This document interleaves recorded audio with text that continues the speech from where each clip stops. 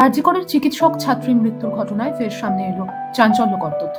ছাত্রীর মৃত্যুর ঘটনায় ইতিমধ্যেই সঞ্জয় রায় বলে এক সিভিক ভলেন্টিয়ারকে গ্রেফতার করেছে পুলিশ। পুলিশ জানিয়েছে, অভিযুক্ত সঞ্জয়ের ফোন বাজেয়াপ্ত করে চাঞ্চল্যকর তথ্য পেয়েছে পুলিশ। পুলিশ সূত্রে খবর, তার মোবাইল ভর্তি নীল ছবি।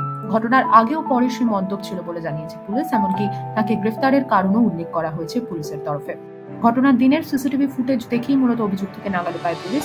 পুলিশ জানিয়েছে, ওই রাতে 30 থেকে 35 মিনিট অভিযুক্ত সঞ্জয় ছিলেন চেস্ট বিভাগের সেমিনার রুমের কাছে।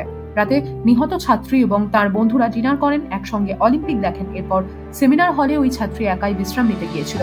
সম্ভবত ঘুমের সময় তার উপরে অত্যাচার হয় বলে মনে করছে পুলিশ। এছাড়াও ঘটনাস্থল থেকে উদ্ধার হওয়া ব্লুটুথ হেডফোনের তার পুলিশকে সাহায্য করেছে বলে জানানো হয়েছে।